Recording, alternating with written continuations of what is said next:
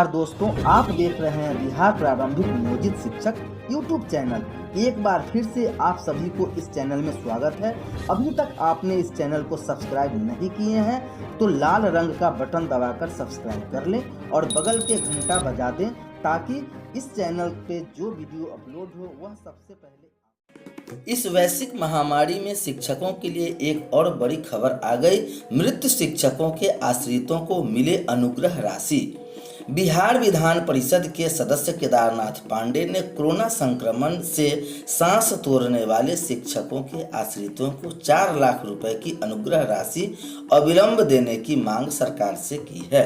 श्री पांडे ने कहा कि सारण शिक्षक निर्वाचन क्षेत्र में 67 शिक्षकों की सांस कोरोना संक्रमण से टूटना दुर्भाग्यपूर्ण है।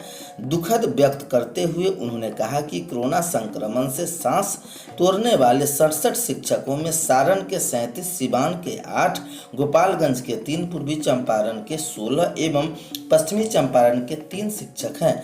श्री पांडे ने कहा कि अनुदानित विद्यालयों को पिछले 4 वर्षों से अनुदान राशि नहीं मिलने से शिक्षकों के परिवार के सामने गंभीर आर्थिक संकट है। इससे समुचित इलाज और दवा के अभाव झेल रहे हैं। उन्होंने विद्यालय को अनुदान राशि अविलंब उपलब्ध कराने की मांग सरकार से की है। इधर देर से बजेगी डीडी बिहार पर 1 से 5वीं की घंटी। सरकारी स्कूलों के 1 से 5वीं कक्षा के बच्चों की पढ़ाई के लिए दूरदर्शन बिहार पर लगने वाले पाठशाला में अभी देर है। इसकी तैयारी चल रही है, लेकिन तैयारियों पर कोरोना काल का असर है। राज्य में तकरीबन 72,000 सरकारी स्कूलों में 1 से 5वीं कक्षा की पढ़ाई होती है। इसमें 43,000 स्कूलों में 1 से 5वीं कक्षा तक की पढ़ाई होती है। बाकी 29,000 स्कूलों में 1 से 8वीं कक्षा तक की पढ़ाई होती है। 1 से 8वीं कक्षा तक के बच्चों की संख्या तकरीबन 1,68,00,000 होगी। इनमें से 6ठी से 9वीं कक्षा के बच्चे के लिए दूरदर्शन बिहार पर 27 मई से 1 घंटे की पाठशाला चल रही है। 6ठी से 8वीं के 3 कक्षाओं की पाठशाला सवेरे 9 बजे से 10 बजे तक लग रही है। 9वीं से 12वीं कक्षा के छात्र छात्राओं के लिए 10 मई से ही दूरदर्शन बिहार पर पाठशाला चल रही है। 9वीं से 10वीं कक्षा की पाठशाला सवेरे 10 बजे से 11 बजे तक और 11वीं से 12वीं कक्षा के पाठशाला 11 बजे से 12 बजे तक दिन लगती है। बहरहाल अब 1 से 5वीं कक्षा के बच्चों को दूरदर्शन बिहार पर अपने लिए लगने वाली पाठशाला का इंतजार है। तैयारियां मुकम्मल होते ही 1 से 5वीं कक्षा के बच्चों के लिए भी दूरदर्शन बिहार पर घंटी बजनी शुरू हो जाएगी। अभिभावकों ने उठाई आवाज। कोरोना काल में 50% स्कूल ले प्राइवेट स्कूल शुल्क। ऑनलाइन इंडियन स्कूल अभिभावक संघ के राज्य सरकार ने कहा कि वह प्राइवेट स्कूलों को निर्देश दे कि कोरोना काल में बच्चों के ट्यूशन फीस की 50% राशि ही ले। इसके अलावा किसी अन्य प्रकार के शुल्क नहीं ले। संगठन के सह संयोजक राकेश राय ने कहा कि कोरोना काल में अभिभावकों की स्थिति काफ़ी दयनीय हो गई है। सरकारी नौकरी करने वाले अभिभावकों को छोड़ दे तो बाकी अभिभावकों के घर में खाने के लाले पड़े हुए हैं। फिर भी किसी प्रकार फीस की 50% राशि अभिभावक स्कूल चलाने के लिए देंगे। सरकार प्राइवेट स्कूलों को निर्देश दे कि फीस की 50% राशि के अलावे अभिभावकों से अन्य किसी भी प्रकार की मांग न की जाए। हालांकि शिक्षा का निजीकरण पूरी तरह प्रतिबंध करने के लिए संगठन के प्रधानमंत्री और मुख्यमंत्री को खुला पत्र लिखा है। इसमें शिक्षा का निजीकरण पूर्णतः प्रतिबंध करने एवं सबों के लिए एक समान निःशुल्क शिक्षा की व्यवस्था उपलब्ध कराने की आवश्यकता जताई गई है। पत्र में कहा गया है कि एक सामान्य निःशुल्क शिक्षा की व्यवस्था से सबको शिक्षा सुलभ होगी, राष्ट्रीय एकता अखंडता मजबूत होगी और समता मूलक समाज बनेगा, लोकतांत्रिक उद्देश्यों को पूर्ति होगी।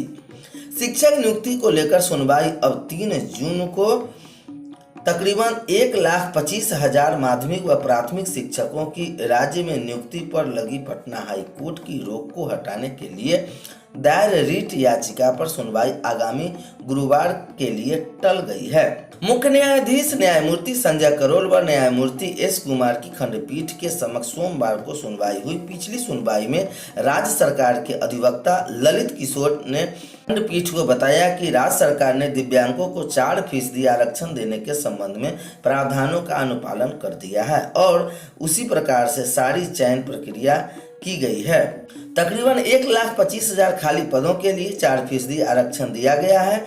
स्टे ऑर्डर की वजह से अंतिम चयन लिस्ट को अधिसूचना जारी नहीं की जा सकी। महाधिवक्ता ने कोर्ट के समक्ष कहा था कि या तो रिट याचिका के अंतिम परिणाम फलाफल के अनुसार राज्य सरकार को नियुक्ति को अंतिम रूप देने की अनुमति दी जाए या तो वैकल्पिक तौर पर 1,25,000 वैकेंसी का 4% जगह दिव्यांगों के लिए सुरक्षित रखने की अनुमति दी जाए, जिससे कि रिट याचिका के संपादन होने के उपरांत भरा जाएगा। इस बीच शेष अभ्यर्थियों की नियुक्ति को अनुमति दी जाए। दूसरी ओर फेडरेशन ऑफ ब्लाइंड एसोसिएशन के वरीय अधिवक्ता श्री रुंगटा ने कोर्ट को बताया कि पहले दिव्यांगों के लिए खाली जगहों को अधिसूचित किया जाना चाहिए। वैसे दिव्यांग शिक्षक अभ्यर्थी जो आवेदन नहीं कर पाए हैं उन्हें नए सिरे से आवेदन करने का मौका दिया जाना चाहिए और तभी अंतिम रूप में नियुक्ति की जानी चाहिए। हालांकि अधिवक्ता ने इसका विरोध किया था। कोरोना मामले में राज्य सरकार ने दाखिला की रिपोर्ट। कोरोना जांच मामले में बिहार सरकार ने पटना उच्च न्यायालय के समक्ष रिपोर्ट दाखिल किया है। पिछले 15 दिनों में राज्य में 19 लाख कोरोना जांच किए गए। कोरोना महामारी के नियंत्रण व बचाव हेतु सरकारी व्यवस्थाओं के मामले में सुनवाई कर रही पटना हाई कोर्ट के मामले में ये हलफनामा दाखिल किया गया है। पिछली सुनवाई में राज्य सरकार को जिलेवार रूप से बताने के लिए कहा गया था कि राज्य में कोरोना जांच की क्या स्थिति है। सरकार द्वारा मई महीने की रिपोर्ट कोर्ट में दाखिल की गई है। रिपोर्ट में बताया गया है कि राज्य में कोरोना की दूसरी लहर के दौरान पिछले 15 दिनों में तकरीबन 19 लाख कोरोना जांच बिहार में हुए। बक्सर जिले में मई माह में 69,981 27 मई की रिपोर्ट कोरोना टेस्ट हुए, जिसमें कुल 2,076 लोग कोविड संक्रमित पाए गए। रिपोर्ट के मुताबिक बक्सर में 2.97% पॉजिटिविटी दर रही। यह भी बताया जा रहा है कि राज्य के हर जिले में कोरोना जांच कराने के लिए मोबाइल टीम गठित की गई है, जिससे RT-PCR तथा रैपिड एंटीजन टेस्ट और भी सक्रिय तरीके से बढ़ाया जा सके। कोर्ट को यह भी बताया गया कि बक्सर जिले में एक भी RT-PCR लैब नहीं है।